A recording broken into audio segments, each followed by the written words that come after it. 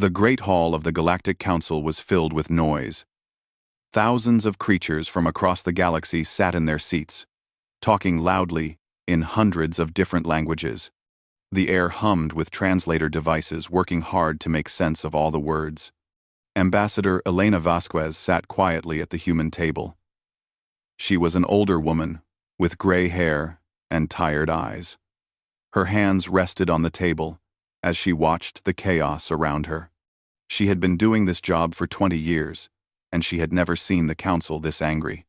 Prime Minister HFY of the Zephyrian Empire stood at the center podium. His body was made of living crystal that normally shone with beautiful light. Today, his glow was harsh and cold. He raised his forearms for silence, and slowly the noise died down. Members of the council, HFY began, his voice cutting through the air like broken glass. Elena felt the weight of thousands of eyes turning toward her. She did not move. She had expected this day would come. For too long, HFY continued. We have allowed the humans to do whatever they want. They expand into new systems without asking. They build weapons that scare peaceful species. When there is trouble, they shoot first and ask questions later. Murmurs of agreement rippled through the hall. Elena recognized many of the voices.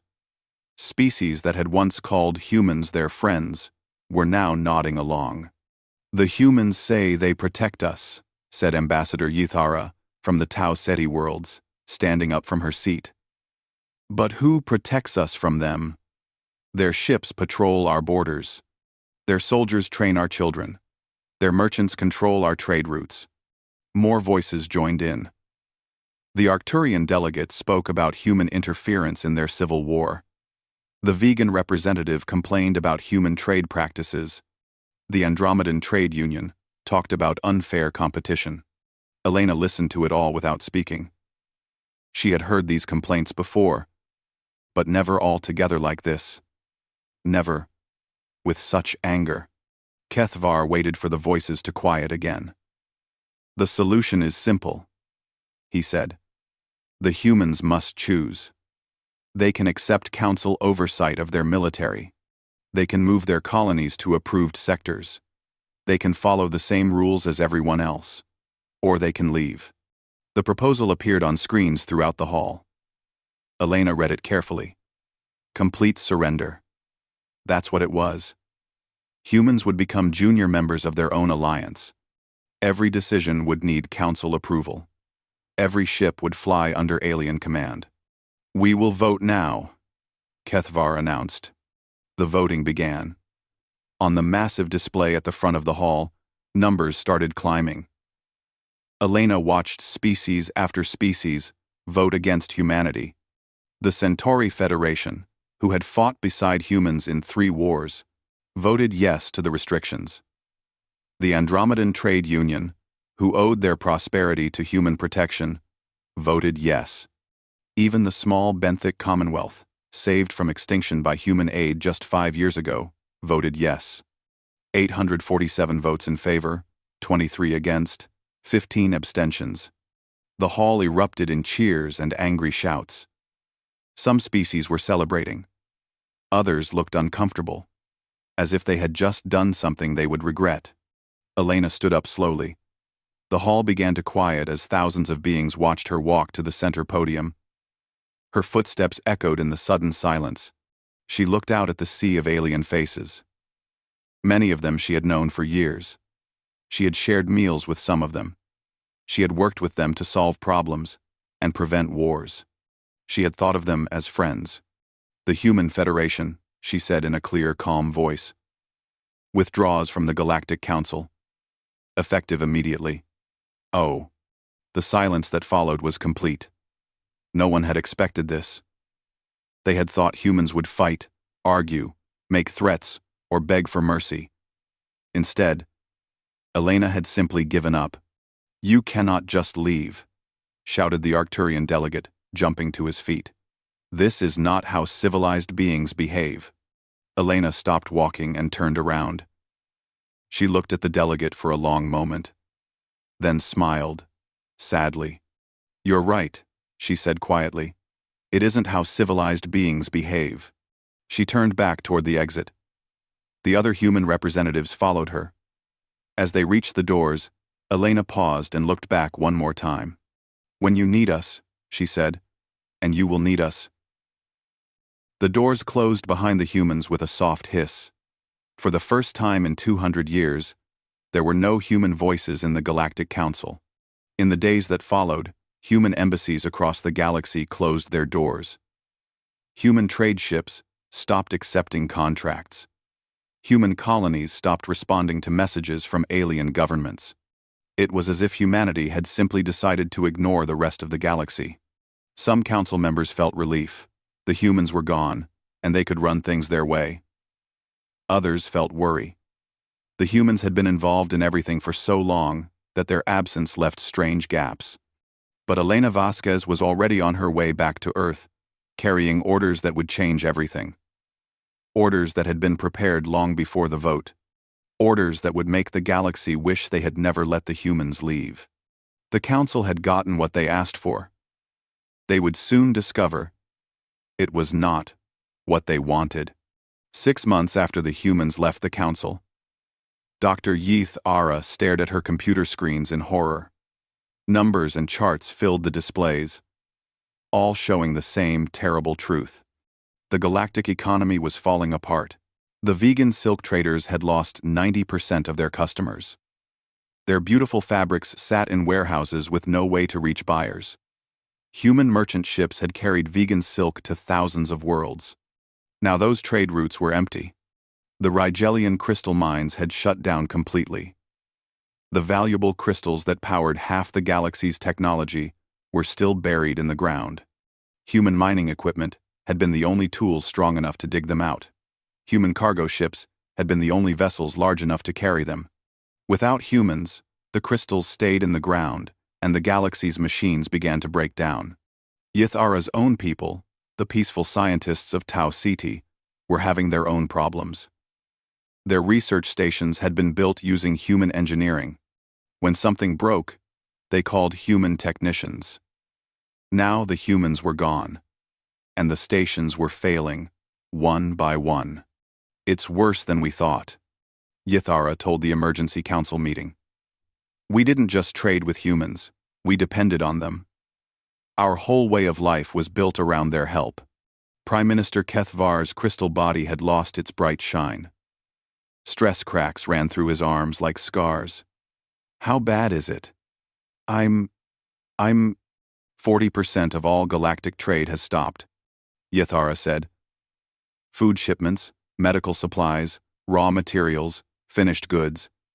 The human cargo networks moved everything. Without them, worlds are starting to starve." But the economic disaster was only the beginning. News arrived, daily, of new problems across the galaxy. The hegemony of Klaxon had attacked the peaceful benthic Commonwealth. 3 worlds had been invaded in a single day. For 200 years, the Klaxons had stayed quiet because they feared human military response. Now, with humans gone, they were taking revenge for old defeats. The Arcturian Civil War had started again. 2 factions that had made peace were now fighting because they both thought they could win without human peacekeepers to stop them. Pirates were everywhere. Human patrol ships had kept the space lanes safe. Without them, criminals were attacking merchant vessels and raiding colonies. The Council's own military was too small and too slow to stop them. But the strangest reports came from deep space exploration teams. Captain Zenth of the survey ship Harmony's Dream sent a message that made everyone nervous. His crew had been exploring an empty star system when they found something impossible. Ancient defense platforms, floating dead in space for thousands of years, were turning on. "The machines are waking up," Zenth reported. "Old Guardian systems that have been sleeping since before our civilizations began. They're powering up their weapons and scanning everything that passes by. They don't recognize our identification codes." Similar reports came from across the galaxy. Space stations built by unknown races were activating. Automated weapons that had been silent for millennia were tracking ships with their sensors. Deep space monitors were picking up energy signatures from things that should have been dead. Ambassador Yithara studied the reports in her quarters late at night. A terrible thought was growing in her mind. The humans had not just left the Council. They had left the galaxy's civilized areas entirely. But where had they gone? She pulled up star charts showing human space. Every human world was still there. Every human space station was still broadcasting power signatures. But none of them would answer communications. It was like the humans were still there but had decided to ignore everyone else completely. What are they doing? She whispered to herself.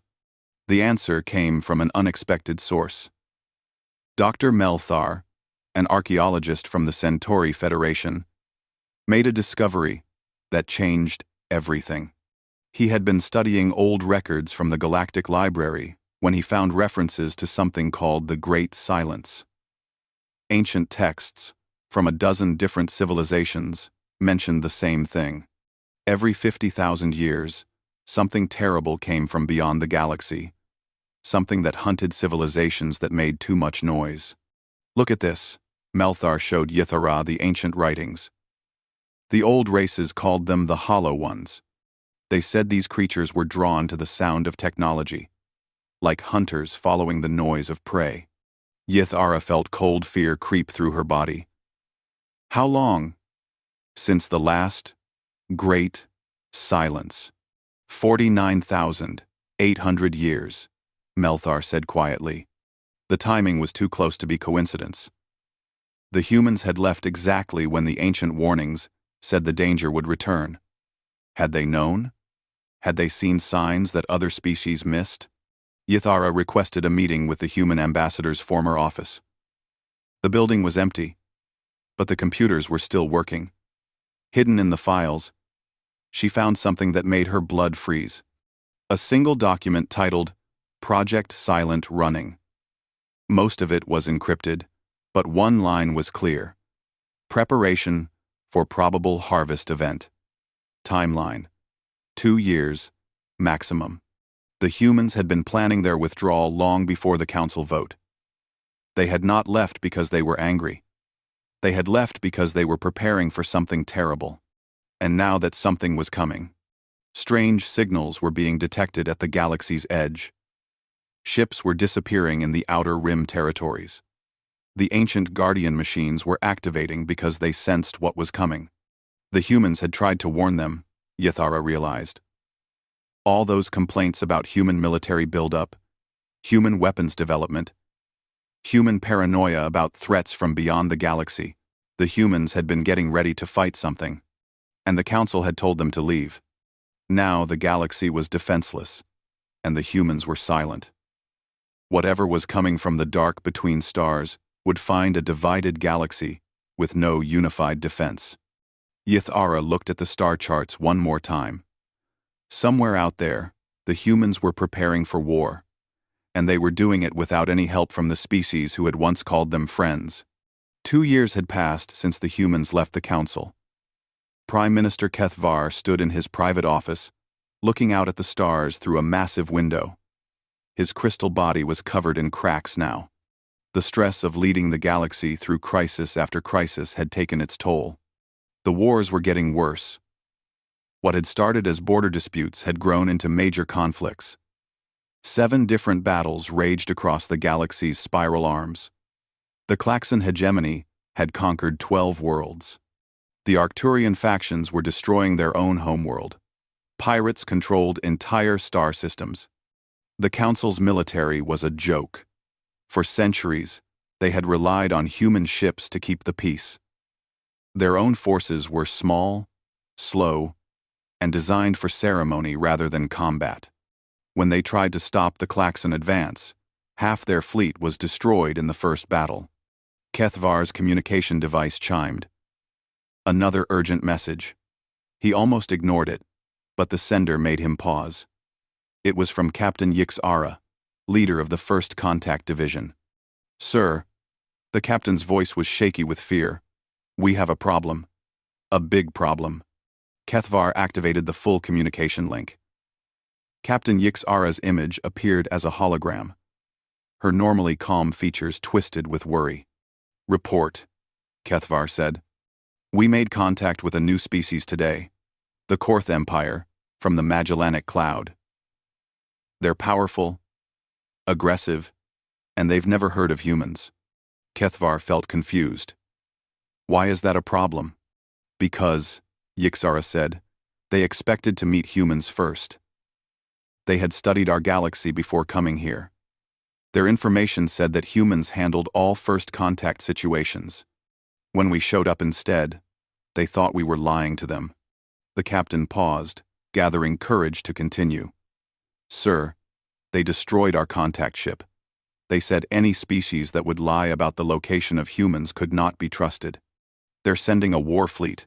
Kethvar felt his crystal body growing cold. This was the 4th time this had happened. New civilizations emerging onto the galactic stage expected to meet humans. The famous human first contact protocols were known throughout the local galactic group. Other species saw humans as the wise, peaceful race that helped newcomers join galactic society. But the humans were gone, and the Council had no idea how to replace them. "There's more," Yixara continued. "The Korth asked about something called the Guardian Network. They said their long-range sensors detected massive defensive systems throughout our galaxy. They wanted to know who controlled them." Kethvar's confusion grew deeper. "What Guardian Network?" "That's what I asked them. Sir, I think there are defense systems in our galaxy that we don't know about. Systems that other species can see but we can't." After the call ended, Kethvar sat alone in the dark. Problems were piling up faster than solutions. The economy was still collapsing. Wars were spreading. New threats were emerging. And somewhere in the darkness, ancient machines were waking up. His thoughts were interrupted by an emergency alert. Ambassador Yithara was requesting an immediate meeting. When she arrived, she carried a data pad filled with disturbing reports. "The Guardian systems are spreading," she said without introduction. "Every day, more ancient platforms come online. They're not attacking anyone yet, but they're scanning everything. And they're moving." She showed him the data. Massive objects, some the size of space stations, were drifting through empty systems. They appeared to be millions of years old, but their technology was beyond anything the current galaxy could build. "Where are they going?" Kethvar asked. "Toward the galactic rim," Yithara said. "All of them. Like they're preparing to defend against something coming from outside our galaxy." Kethvar felt a chill that had nothing to do with temperature. The ancient texts Dr. Melthar found. The warnings about the Great Silence. "I've been studying those texts," Yithara said. "Every civilization that survived the previous silence left the same message.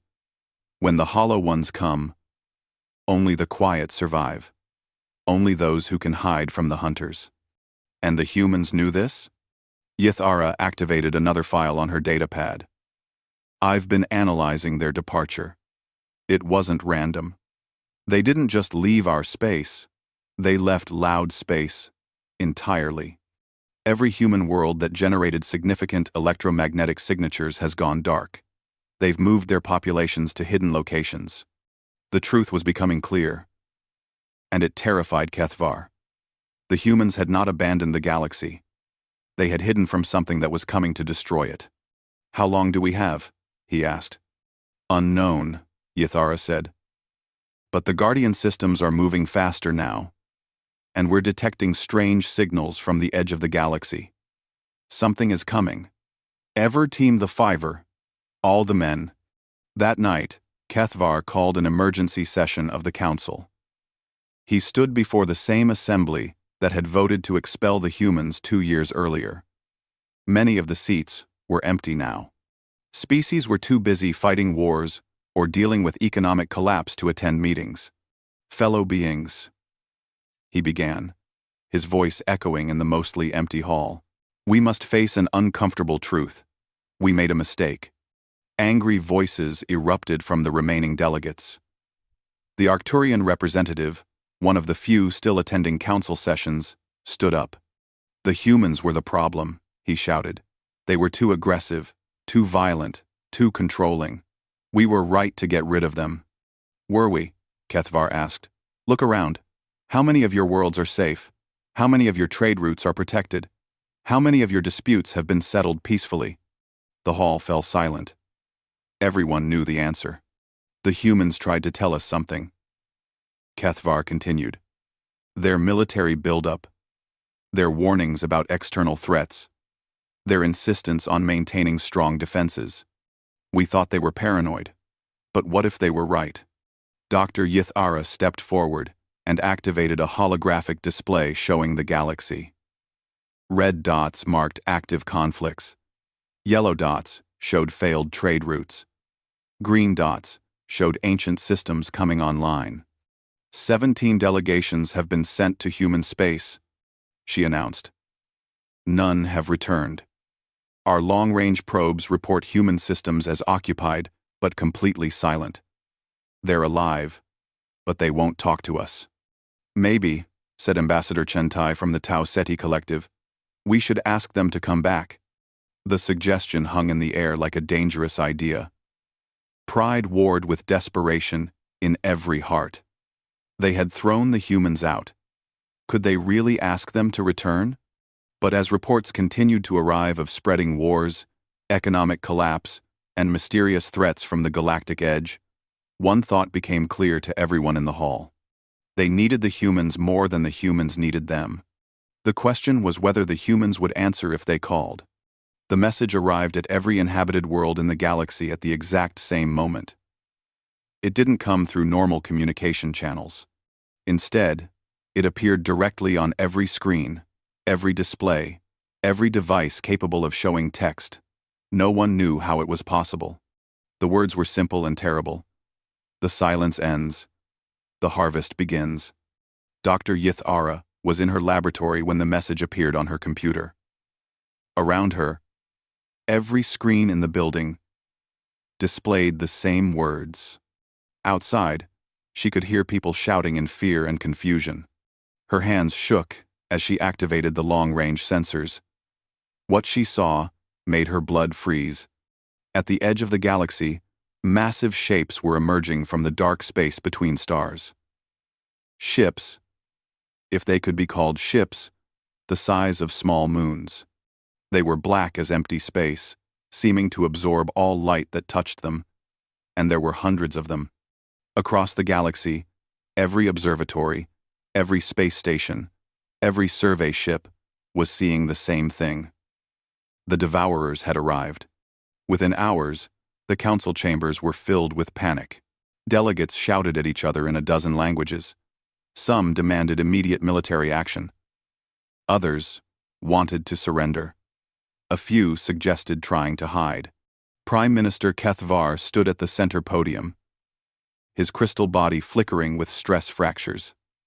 He had aged years in the past few hours. "Order!" he shouted. "We need information." Admiral Thexara of the Centauri Federation activated the main display. It showed the galactic map with red dots, marking the invading fleet. "They're moving toward the galactic core," she reported. "Speed is consistent with our fastest ships, but the energy readings are beyond anything we've ever seen. Each vessel appears to be the size of a battle station." "Weapons?" asked someone from the crowd. "Unknown," Thexara said. "But preliminary scans suggest technology millions of years in advance of our own." Dr. Chentai from the Scientific Collective stood up. "I've been analyzing the ancient texts about the Great Silence. These are the hollow ones the old races wrote about. They're not just conquerors, they're harvesters." "What do they harvest?" Kethvar asked, though he feared the answer. "Civilizations," Chentai said quietly. "They consume entire species. Technology, biology, knowledge, everything. They leave empty worlds behind." The hall fell into terrified silence. Some delegates were quietly calculating how long it would take the invaders to reach their home systems. Others were already planning to run. It was then that Admiral Thexara noticed something strange in the sensor readings. She pulled up detailed scans of the invasion fleet and studied them carefully. "Wait," she said slowly. "Look at the timing." She highlighted the moment when the first Devourer ship had appeared. Then she pulled up another chart, showing when the humans had withdrawn from the Council. 2 years, she said. The humans left exactly 2 years ago. They withdrew from galactic society at the perfect time to prepare for this. A horrible understanding spread through the assembly. The humans had known. Somehow, they had known this was coming. Ambassador Yithara stood up with a data pad in her hands.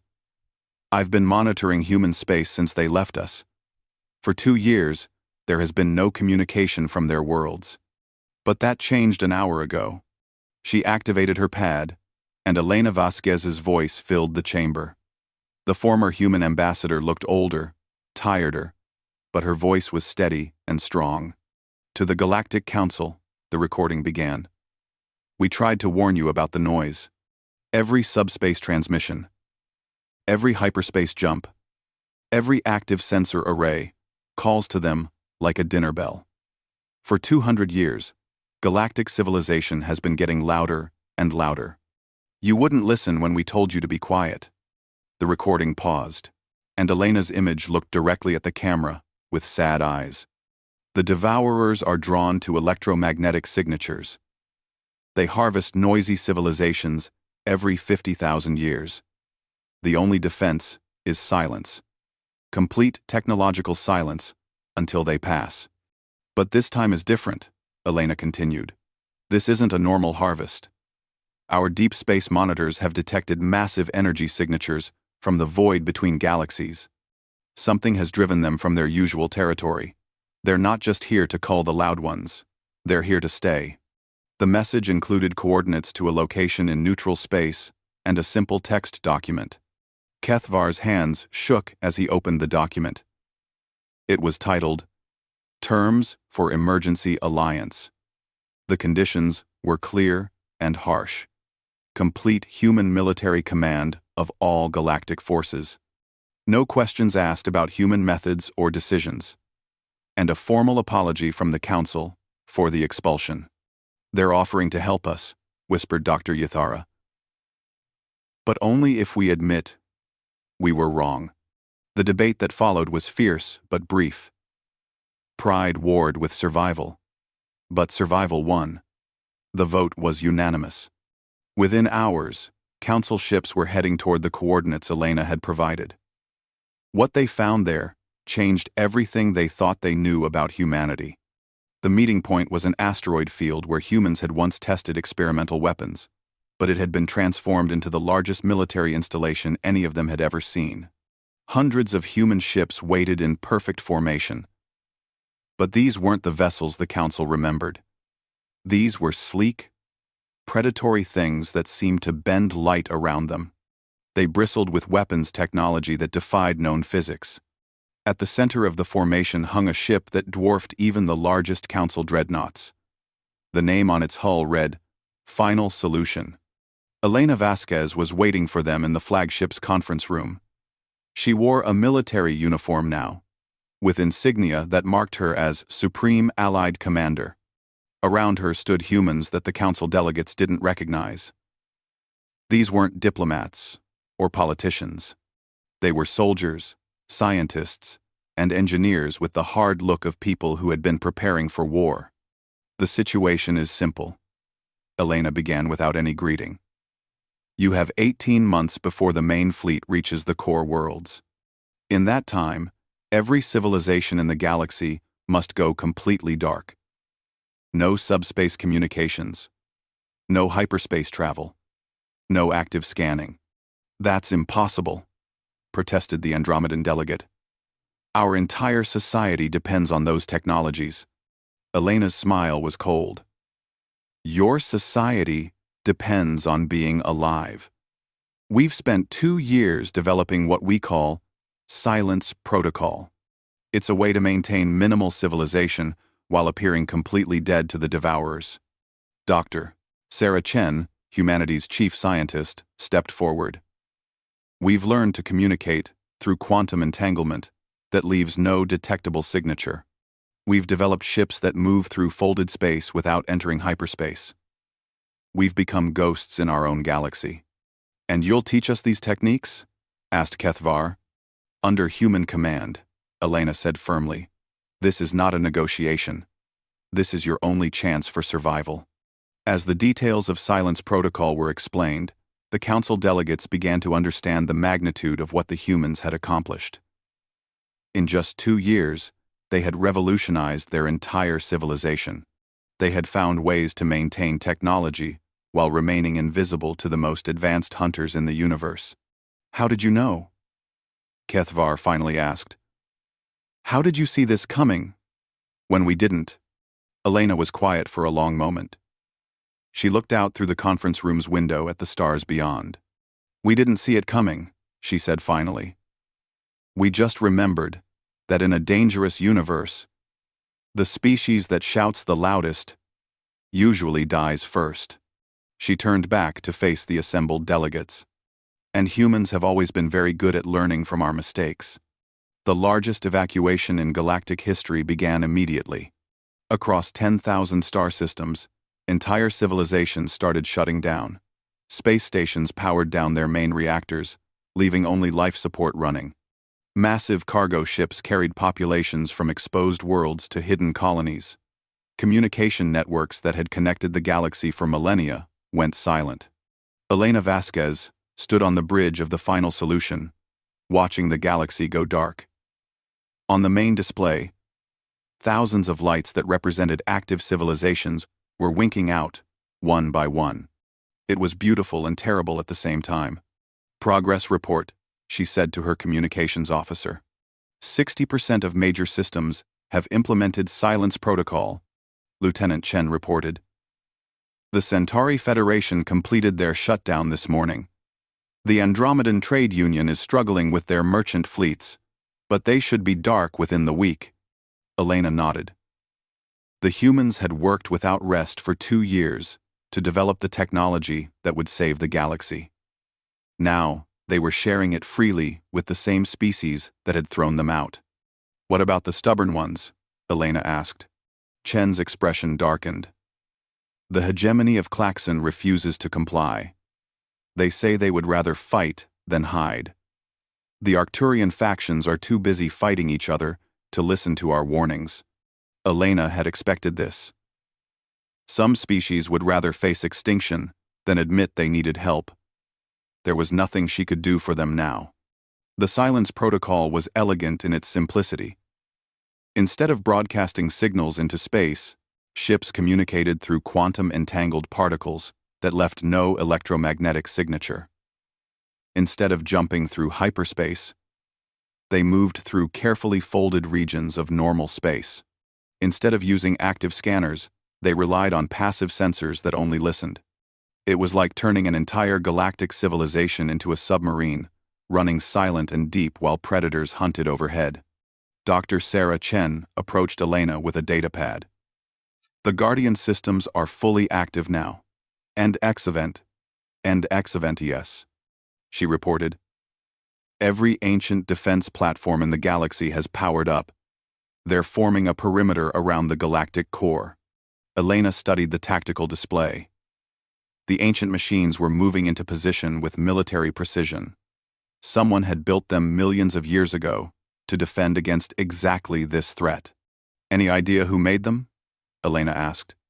The best guess is the progenitors, Chen said, the first species to achieve galactic civilization. They must have faced the Devourers before and left these machines as a gift for future civilizations. The irony was not lost on Elena.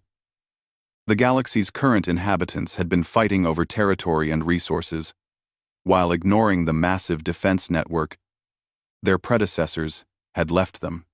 Only now, with extinction approaching, were they finally working together.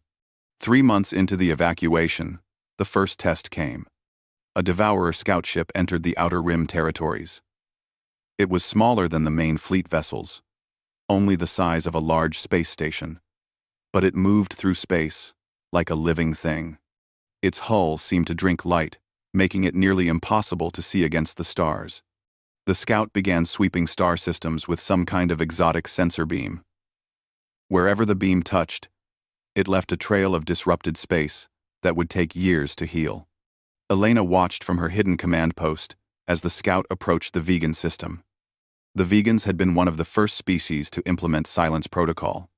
Their beautiful homeworld should be invisible to the Devourer's sensors. The scout ship paused at the edge of the system. Its sensor beam swept across empty space where the vegan trade stations had once blazed with activity. For long minutes, nothing happened.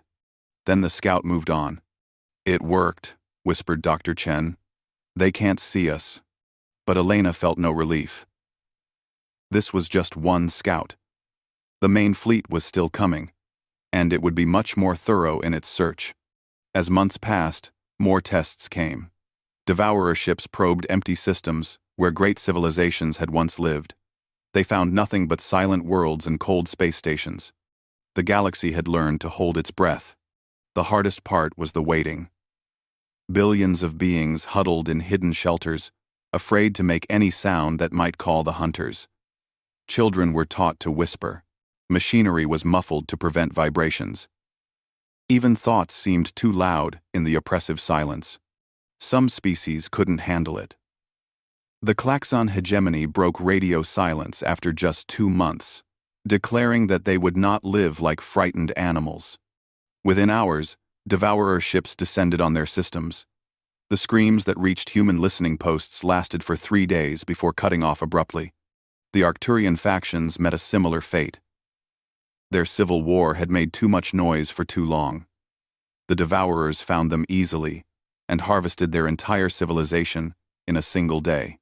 Elena felt each loss like a personal failure, but she couldn't save species that wouldn't save themselves. 6 months into the silence, the main Devourer fleet reached the galactic core. Elena watched through long-range sensors as hundreds of moon-sized ships spread throughout the spiral arms. They moved methodically, searching every system with patient thoroughness. But they found nothing. The galaxy appeared dead, empty of the electromagnetic noise that had once called to them across the void. The ancient Guardian platforms activated as the Devourers approached the core worlds. Weapons that had slept for millions of years came online, firing beams of energy that could crack planets. The battle was brief but savage. Several Devourer ships were destroyed, but the Guardians paid a heavy price. In the end, it didn't matter. The Devourers weren't finding the noisy prey they had come to harvest. After a year of fruitless searching, their fleet began to gather at the galactic center. Elena knew what was coming next. The ancient texts had described this moment.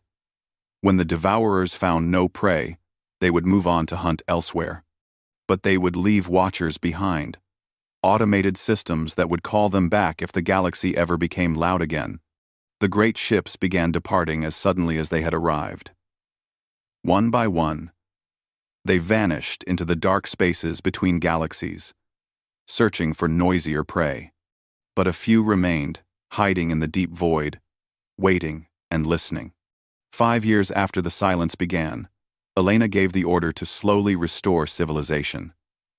It had to be done carefully, gradually, so as not to attract attention from the watchers. The galaxy would never again be as loud as it had been, but it would live. As communication networks came back online and trade routes reopened, messages flooded in from across the galaxy. Species that had once dismissed human warnings now sent gratitude and requests for continued alliance. Elena read them all from her office on Earth. Through the window, she could see the lights of New Geneva beginning to shine again after years of darkness. Humanity was slowly returning to the surface, emerging from the deep shelters where they had waited out the storm. Her aide, now Admiral Chen, brought her the final casualty reports. 12 species had been completely harvested.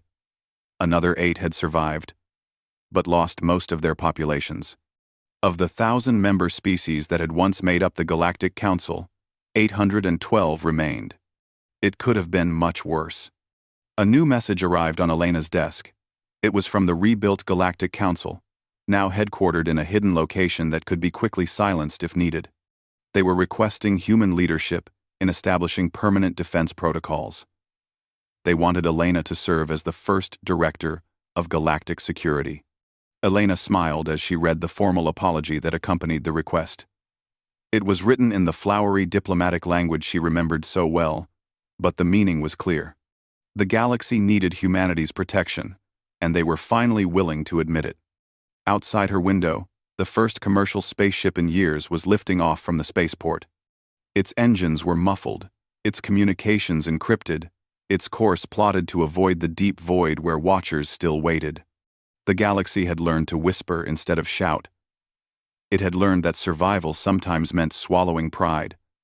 Most importantly, it had learned that in a dangerous universe, the quiet ones live longest. Elena picked up her pen and began writing her response to the Council's request. Humanity would help, as they always had. But this time, it would be on humanity's terms. The silence that had once seemed like abandonment had become salvation. And in that silence, something new had been born. A galactic civilization that was wiser, quieter, and infinitely more careful about the noise it made in the dark. The humans had taught them well.